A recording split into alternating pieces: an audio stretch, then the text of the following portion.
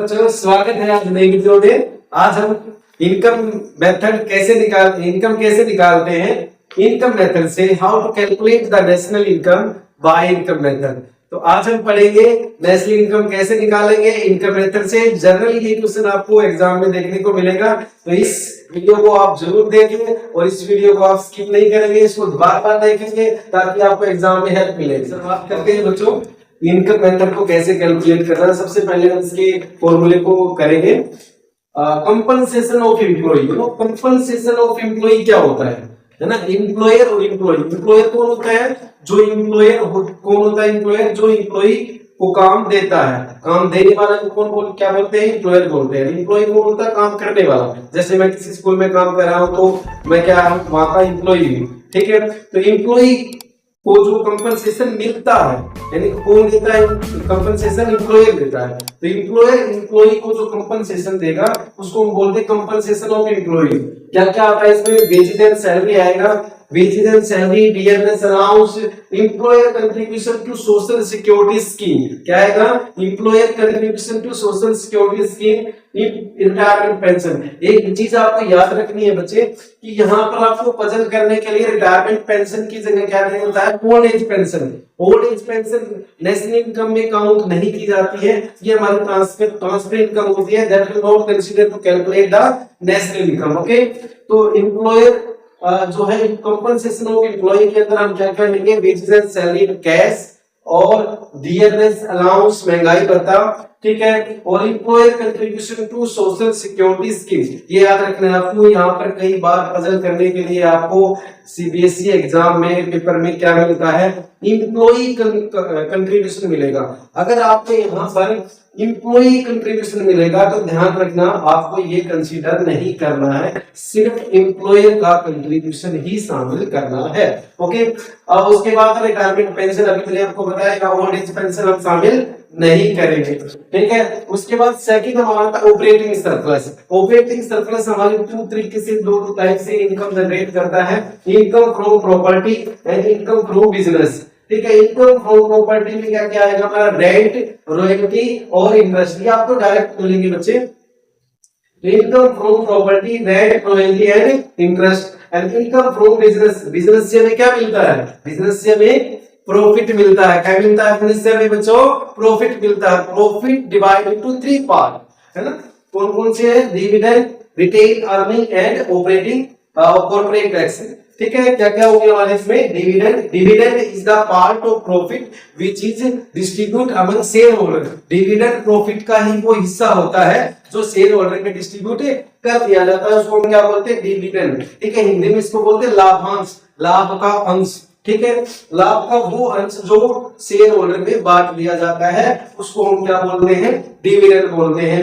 Retain earning क्या होता है बच्चे? रिटेन अर्निंग प्रॉफिट का ही वो पार्ट होता है which is not distribute among shareholder. Dividend में प्रॉफिट का वो हिस्सा जो शेयर होल्डर में नहीं बांटा गया तो उसको हम क्या बोलते हैं? रिटेन अर्निंग बोलते हैं। अब एक क्वेश्चन और आता है, कई बार रिटेन अर्निंग का दूसरा नाम आपको मिलेगा। ठीक है, वो क्या है? रिटेन अर्निंग बच्चे आपके जैसे सेविंग ऑफ कॉर्पोरेट सेक्टर मिल सकता है। सेविंग ऑफ कॉर्पोरेट सेक्टर की सेविंग को हम रिटेन अर्निंग ही बोलते हैं, या फिर अनडिस्ट्रीब्यूट प्रॉफिट। ठीक है, ओके, तो रिटेन अर्निंग के 3 नाम हो जाते हैं: retain earning, saving of corporate sector और अनडिस्ट्रीब्यूटेड प्रॉफिट। ठीक है, उसके बाद आता है कॉर्पोरेट सेक्टर। अब एक क्वेश्चन यहाँ और बनता है बच्चे, अगर आपको डिविडेंड भी गिवन हो, अगर आपको कॉर्पोरेट सेक्टर भी गिवन हो, और अगर आपको क्या है? ऑपरेटिंग सरप्लस गिवन हो, तो आप क्या लेंगे? ऑपरेटिंग सरप्लस लेंगे, ये लेंगे।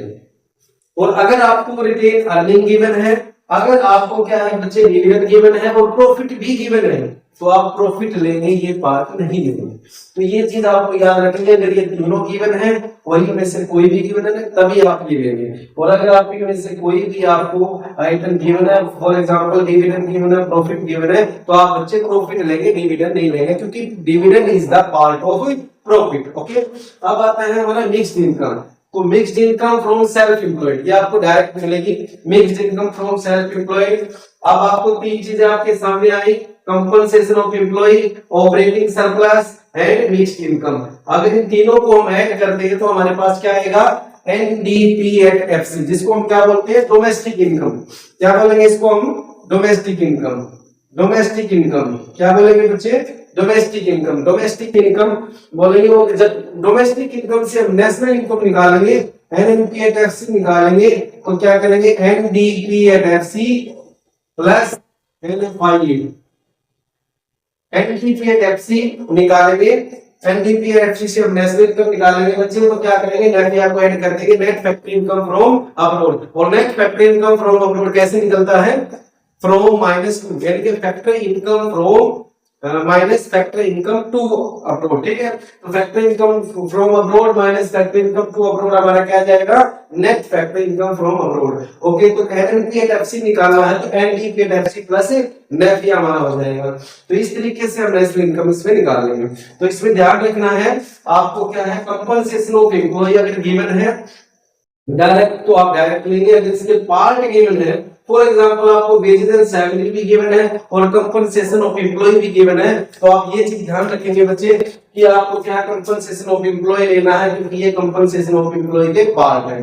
ठीक है, सेकंड ऐसे ही ऑपरेटिंग सरप्लस हमें निकालना है, तो ऑपरेटिंग सरप्लस में हमें भी इसके पार्ट गिवन है, ऑपरेटिंग सरप्लस भी गिवन है, तो यू विल क्या है? एक क्या करेंगे? ऑपरेटिंग सरप्लस ही लेंगे। और डिविडेंड और प्रॉफिट या फिर कॉर्पोरेट टैक्स या रिटेन अर्निंग, इनमें से कोई आइटम गिवन है और प्रॉफिट भी साथ में गिवन है, तो बच्चों आप क्या करेंगे? प्रॉफिट लेंगे। ठीक है, उसके बाद mixed income from self employed आपको डायरेक्ट मिलेगी, इन तीनों को ऐड कर देंगे तो हमारे पास आएगा एनडीपीएफसी, जिसको हम डोमेस्टिक इनकम बोलते हैं। कई बार एग्जाम के अंदर ये पूछा जाता है to calculate the domestic income, तो it means you have to calculate the NDPFC, net domestic product factor cost आपको निकालना है। और अगर आपको पूछ रहे नेशनल इनकम की find out the national income, तो उसका मतलब होता है एनपीएफसी।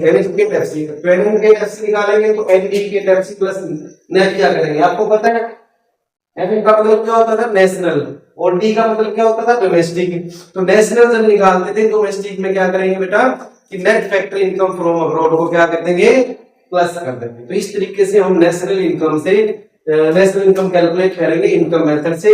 और मैं आपको बता देता हूँ अगर बड़ा क्वेश्चन आता है तो जनरली इनकम मेथड से क्वेश्चन सीबीएसई पूछती है, ये आप हमेशा याद रखना। सीबीएसई बोर्ड में एग्जाम में जो फाइनल एग्जाम में जो बड़ा क्वेश्चन आएगा आपका 6 मार्क्स का या पार्ट में पूछा जाता है, तो बेटा वो ध्यान रखना वो इनकम मेथड से ही पूछा जाता है। ठीक है, अगर आपका छोटा क्वेश्चन आता है स्मॉल 3 मार्क्स में आता है तो वो आपका वैल्यू एडेड क्वेश्चन से पूछा जाता है। बड़ा क्वेश्चन आपका जनरली ज्यादा चांस जो होते हैं आपके वो इनकम मेथड के होते हैं। ठीक है, इस तरीके से आप नेशनल इनकम की आप इसका स्क्रीनशॉट ले सकते हैं। ठीक है, आप इसका स्क्रीनशॉट ले सकते हैं, ये बिल्कुल इजी तरीके से बताया गया है। इसको अगर आप याद कर लेंगे तो आपका एक क्वेश्चन न्यूमेरिकल आपका बेटा पक्का हो जाएगा। और फाइनल एग्जाम में न्यूमेरिकल 3 मार्क्स का भी पूछा जा सकता है और 6 मार्क्स का भी पूछा जा सकता है। 6 मार्क्स में जनरली 2 पार्ट में पूछा जाता है, एक पार्ट ए में 3 नंबर का, पार्ट बी में 3 नंबर का। आजकल ऐसा पूछा जाता है कि पार्ट में आते हैं क्वेश्चन 3 मार्क्स का एक, 3 मार्क्स का एक। ठीक है, तो ऐसा हो सकता है कि 3 मार्क्स का न्यूमेरिकल पूछ ले, 3 मार्क्स का आपसे